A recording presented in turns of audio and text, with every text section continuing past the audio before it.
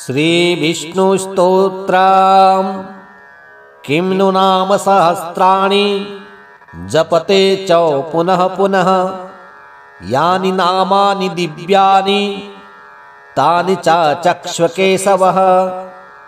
मत्स्यं कूर्मं वराहं च वामनं च जनार्दनं गोविन्दं पुण्डरीकाक्षं माधवं मधुसूदनं पद्मनाभं सहस्राक्षं वनमालिं हलायुधं गोवर्धनं हृषीकेशं वैकुण्ठं पुरुषोत्तमं विश्वरूपं वासुदेवं रामं नारायणं हरिं दामोदरं श्रीधरं च वेदांगो गरुडध्वजम् अनन्तं कृष्णगोपालं जपतो नास्ति पातकम् गवां कोटिप्रदानस्य अश्वमेधशतस्य च कन्यादानसहस्राणां फलं प्राप्नोति मानवः अमायां वा पौर्णमास्याम् एकादश्यां तथैव च संध्याकाले स्मरेन् नित्यं प्रातः काले तथैव च मध्याह्ने च जपन् नित्यं सर्वपापै प्रमुच्यते। किं नु नाम सहस्राणि जपते च पुनः पुनः यानि नामानि दिव्यानि तानि च चक्ष्वकेशवः मत्स्यं कूर्मं वराहं च वामनं च जनार्दनं गोविन्दं पुण्डरीकाक्षं माधवं मधुसूदनं पद्मनाभं सहस्राक्षं वनमालिं हलायुधं गोवर्धनं हृषीकेशं वैकुण्ठं पुरुषोत्तमं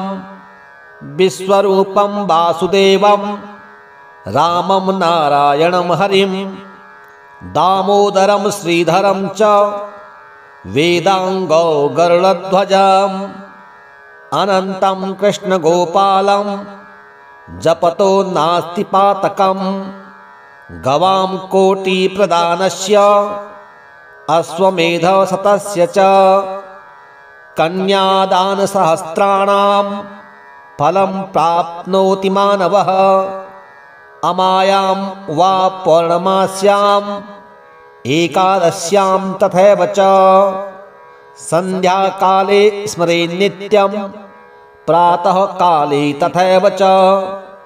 मध्याह्ने च जपन् नित्यं सर्वपापै प्रमुच्यते। किं नु नाम सहस्राणि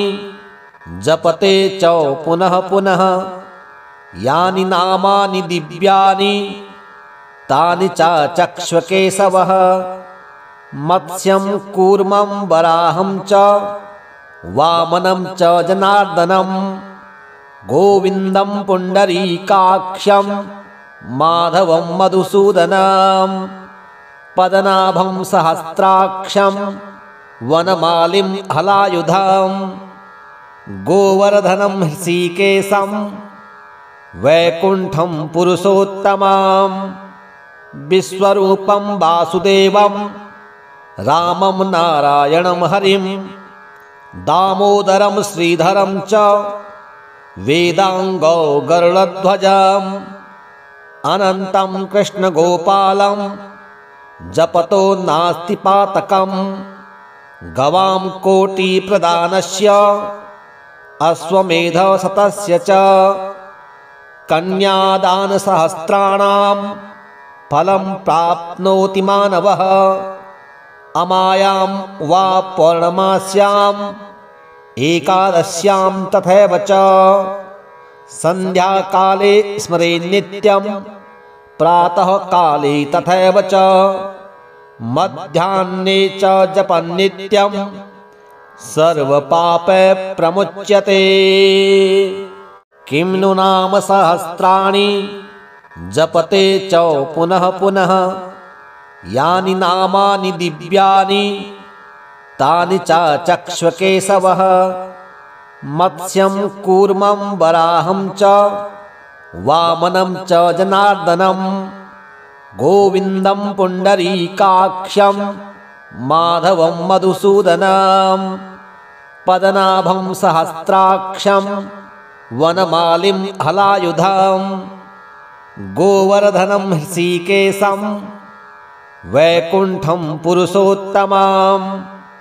विश्वरूपं वासुदेवं रामं नारायणं हरिं दामोदरं श्रीधरं च वेदांगो गरुडध्वजम् अनन्तं कृष्णगोपालं जपतो नास्ति पातकम् गवां कोटिप्रदानस्य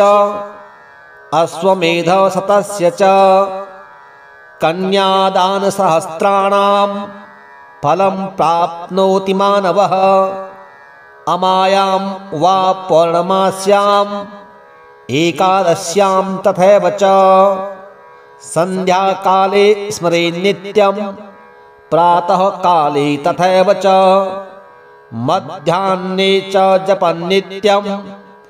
सर्वपापै प्रमुच्यते। किं नु नाम सहस्राणि जपते च पुनः पुनः यानि नामानि दिव्यानि तानि च चक्ष्वकेशवः मत्स्यं कूर्मं वराहं च वामनं च जनार्दनं गोविन्दं पुण्डरीकाक्षं माधवं मधुसूदनं पद्मनाभं सहस्राक्षं वनमालिं हलायुधं गोवर्धनं हृषीकेशं वैकुण्ठं पुरुषोत्तमं विश्वरूपं वासुदेवं रामं नारायणं हरिं दामोदरं श्रीधरं च वेदांगो गरुडध्वजम् अनन्तं कृष्णगोपालं जपतो नास्ति पातकम् गवां कोटिप्रदानस्य अश्वमेधशतस्य च कन्यादानसहस्राणां फलं प्राप्नोति मानवः अमायां वा पौर्णमास्याम् एकादश्यां तथैव च सन्ध्याकाले स्मरेन् नित्यं प्रातः काले तथैव च मध्याह्ने च जपन् नित्यं सर्वपापै प्रमुच्यते। किं नु नाम सहस्राणि जपते च पुनः पुनः यानि नामानि दिव्यानि तानि च चक्ष्वकेशवः मत्स्यं कूर्मं वराहं च वामनं च जनार्दनं गोविन्दं पुण्डरीकाक्षं माधवं मधुसूदनं पद्मनाभं सहस्राक्षं वनमालिं हलायुधं गोवर्धनं हृषीकेशं वैकुण्ठं पुरुषोत्तमं विश्वरूपं वासुदेवं रामं नारायणं हरिं दामोदरं श्रीधरं च वेदांगो गरुडध्वजम् अनन्तं कृष्णगोपालं जपतो नास्ति पातकम् गवां कोटिप्रदानस्य अश्वमेधशतस्य च कन्यादानसहस्राणां फलं प्राप्नोति मानवः अमायां वा पौर्णमास्याम् एकादश्यां तथैव च सन्ध्याकाले स्मरेन् नित्यं प्रातः काले तथैव च मध्याह्ने च जपन् नित्यं सर्वपापै प्रमुच्यते। किं नु नाम सहस्राणि जपते च पुनः पुनः यानि नामानि दिव्यानि तानि च चक्ष्वकेशवः मत्स्यं कूर्मं वराहं च वामनं च जनार्दनं गोविन्दं पुण्डरीकाक्षं माधवं मधुसूदनं पद्मनाभं सहस्राक्षं वनमालिं हलायुधं गोवर्धनं हृषीकेशं वैकुण्ठं पुरुषोत्तमं विश्वरूपं वासुदेवं रामं नारायणं हरिं दामोदरं श्रीधरं च वेदांगो गरुडध्वजम् अनन्तं कृष्णगोपालं जपतो नास्ति पातकम् गवां कोटिप्रदानस्य अश्वमेधशतस्य च कन्यादानसहस्राणां फलं प्राप्नोति मानवः अमायां वा पौर्णमास्याम् एकादश्यां तथैव च संध्याकाले स्मरे नित्यं प्रातः काले तथैव च मध्याह्ने च जपन्नित्यं सर्वपापै प्रमुच्यते। किं नु नाम सहस्राणि जपते च पुनः पुनः यानि नामानि दिव्यानि तानि च चक्ष्वकेशवः मत्स्यं कूर्मं वराहं च वामनं च जनार्दनं गोविन्दं पुण्डरीकाक्षं माधवं मधुसूदनं पद्मनाभं सहस्राक्षं वनमालिं हलायुधं गोवर्धनं हृषीकेशं वैकुण्ठं पुरुषोत्तमं विश्वरूपं वासुदेवं रामं नारायणं हरिं दामोदरं श्रीधरं च वेदांगो गरुडध्वजम् अनन्तं कृष्णगोपालं जपतो नास्ति पातकम् गवां कोटिप्रदानस्य अश्वमेधशतस्य च कन्यादानसहस्राणां फलं प्राप्नोति मानवः अमायां वा पौर्णमास्याम् एकादश्यां तथैव च संध्याकाले स्मरे नित्यं प्रातः काले तथैव च मध्याह्ने च जपन्नित्यं सर्वपापै प्रमुच्यते। किं नु नाम सहस्राणि जपते च पुनः पुनः यानि नामानि दिव्यानि तानि च चक्ष्वकेशवः मत्स्यं कूर्मं वराहं च वामनं च जनार्दनं गोविन्दं पुण्डरीकाक्षं माधवं मधुसूदनं पद्मनाभं सहस्राक्षं वनमालिं हलायुधं गोवर्धनं हृषीकेशं वैकुण्ठं पुरुषोत्तमं विश्वरूपं वासुदेवं रामं नारायणं हरिं दामोदरं श्रीधरं च वेदांगो गरुडध्वजम् अनन्तं कृष्णगोपालं जपतो नास्ति पातकम् गवां कोटिप्रदानस्य अश्वमेधशतस्य च कन्यादानसहस्राणां फलं प्राप्नोति मानवः अमायां वा पौर्णमास्याम् एकादश्यां तथैव च संध्याकाले स्मरे नित्यं प्रातः काले तथैव च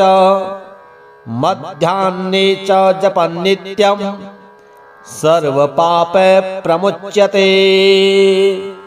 किं नु नाम सहस्राणि जपते च पुनः पुनः यानि नामानि दिव्यानि तानि च चक्ष्वकेशवः मत्स्यं कूर्मं वराहं च वामनं च जनार्दनं गोविन्दं पुण्डरीकाक्षं माधवं मधुसूदनं पद्मनाभं सहस्राक्षं वनमालिं हलायुधं गोवर्धनं हृषीकेशं वैकुण्ठं पुरुषोत्तमं विश्वरूपं वासुदेवं रामं नारायणं हरिं दामोदरं श्रीधरं च वेदांगौ गरुडध्वजम् अनन्तं कृष्णगोपालं जपतो नास्ति पातकं गवां कोटिप्रदानस्य अश्वमेधशतस्य च कन्यादानसहस्राणां फलं प्राप्नोति मानवः अमायां वा पौर्णमास्याम् एकादश्यां तथैव च संध्याकाले स्मरेन् नित्यं प्रातः काले तथैव च मध्याह्ने च जपन् नित्यं सर्वपापै प्रमुच्यते। किं नु नाम सहस्राणि जपते च पुनः पुनः यानि नामानि दिव्यानि तानि च चक्ष्वकेशवः मत्स्यं कूर्मं वराहं च वामनं च जनार्दनं गोविन्दं पुण्डरीकाक्षं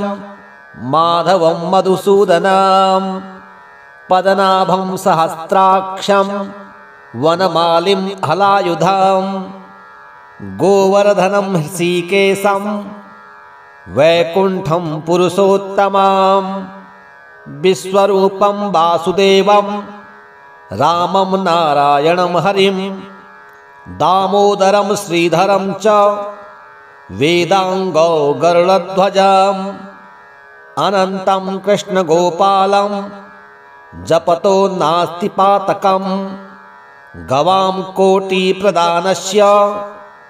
अश्वमेधशतस्य च कन्यादानसहस्राणां फलं प्राप्नोति मानवः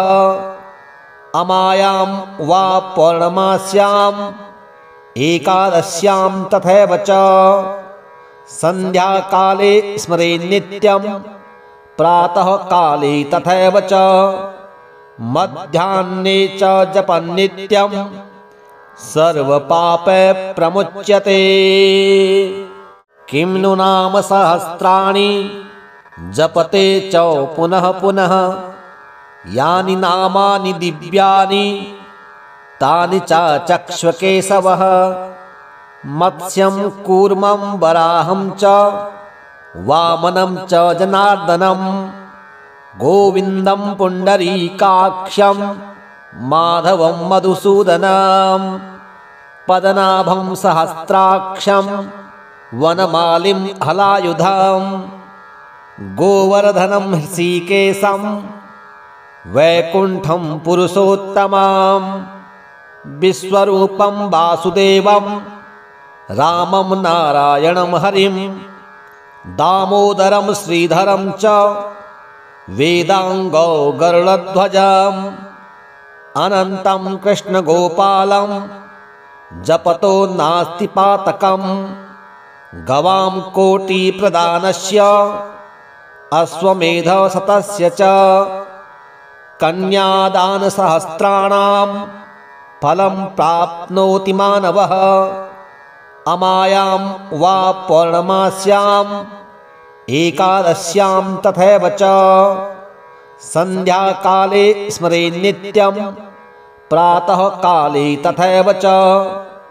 मध्याह्ने च जपन् नित्यं सर्वपापै प्रमुच्यते। किं नु नाम वेदांगौ गरुडध्वजम् अनन्तं कृष्णगोपालं जपतो नास्ति पातकं गवां कोटिप्रदानस्य अश्वमेधशतस्य च कन्यादानसहस्राणां फलं प्राप्नोति मानवः अमायां वा पौर्णमास्याम् एकादश्यां तथैव च संध्याकाले स्मरेन् नित्यं प्रातः काले तथैव च मध्याह्ने च जपन् नित्यं सर्वपापै प्रमुच्यते। किं नु नाम सहस्राणि जपते च पुनः पुनः यानि नामानि दिव्यानि तानि च चक्ष्वकेशवः मत्स्यं कूर्मं वराहं च वामनं च जनार्दनं गोविन्दं पुण्डरीकाक्षं माधवं मधुसूदनं पद्मनाभं सहस्राक्षं वनमालिं हलायुधं गोवर्धनं हृषीकेशं वैकुण्ठं पुरुषोत्तमं विश्वरूपं वासुदेवं रामं नारायणं हरिं दामोदरं श्रीधरं च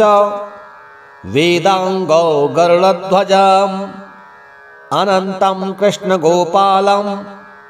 जपतो नास्ति पातकम् गवां कोटिप्रदानस्य अश्वमेधशतस्य च कन्यादानसहस्राणां फलं प्राप्नोति मानवः अमायां वा पौर्णमास्याम् एकादश्यां तथैव च संध्याकाले स्मरेन् नित्यं प्रातः काले तथैव च मध्याह्ने च जपन् नित्यं सर्वपापै प्रमुच्यते। किं नु नाम सहस्राणि जपते च पुनः पुनः यानि नामानि दिव्यानि तानि च चक्ष्वकेशवः मत्स्यं कूर्मं वराहं च वामनं च जनार्दनं गोविन्दं पुण्डरीकाक्षं माधवं मधुसूदनं पद्मनाभं सहस्राक्षं वनमालिं हलायुधं गोवर्धनं ऋषिकेशं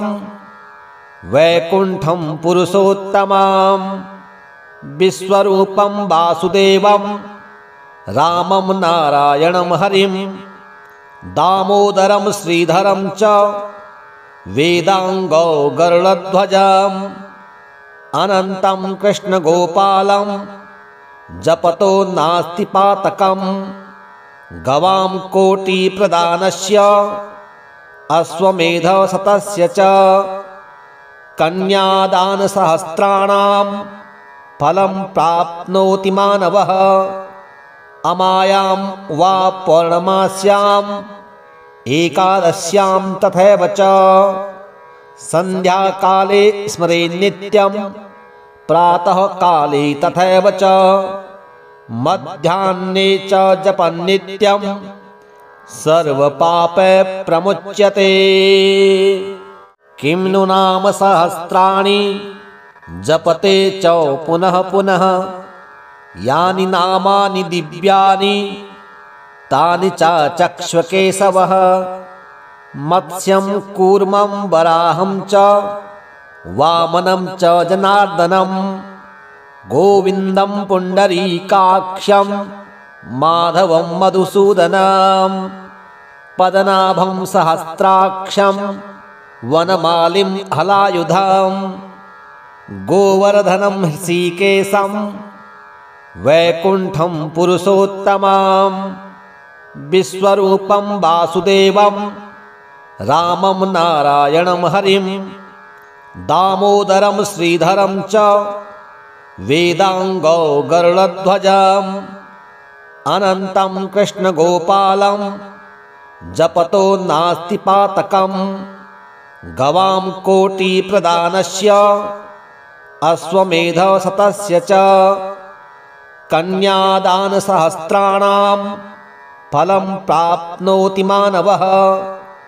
अमायां वा पौर्णमास्याम् एकादश्यां तथैव च संध्याकाले स्मरेन् नित्यं प्रातः काले तथैव च मध्याह्ने च जपन् नित्यं सर्वपापै प्रमुच्यते। किं नु नाम सहस्राणि जपते च पुनः पुनः यानि नामानि दिव्यानि तानि च चक्ष्वकेशवः मत्स्यं कूर्मं वराहं च वामनं च जनार्दनं गोविन्दं पुण्डरीकाक्षं माधवं मधुसूदनं पद्मनाभं सहस्राक्षं वनमालिं हलायुधं गोवर्धनं ऋषिकेशं वैकुण्ठं पुरुषोत्तमं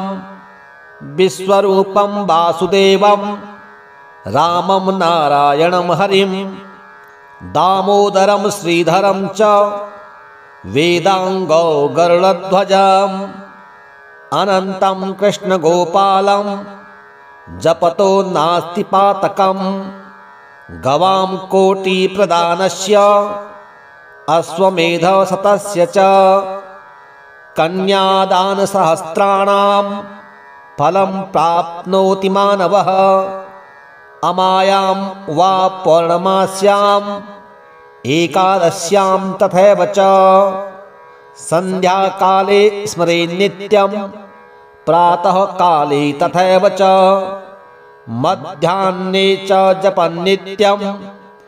सर्वपापै प्रमुच्यते। किं नु नाम सहस्राणि जपते च पुनः पुनः यानि नामानि दिव्यानि तानि च चक्ष्वकेशवः मत्स्यं कूर्मं वराहं च वामनं च जनार्दनं गोविन्दं पुण्डरीकाक्षं माधवं मधुसूदनं पद्मनाभं सहस्राक्षं वनमालिं हलायुधं गोवर्धनं ऋषिकेशं वैकुण्ठं पुरुषोत्तमं विश्वरूपं वासुदेवं रामं नारायणं हरिं दामोदरं श्रीधरं च वेदांगौ गरुडध्वजम् अनन्तं कृष्णगोपालं जपतो नास्ति पातकम् गवां कोटिप्रदानस्य अश्वमेधशतस्य च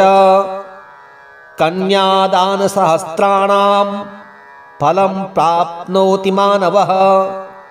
अमायां वा पौर्णमास्याम् एकादश्यां तथैव च सन्ध्याकाले स्मरेन्नित्यं प्रातः काले तथैव च मध्याह्ने च जपन्नित्यं सर्वपापै प्रमुच्यते।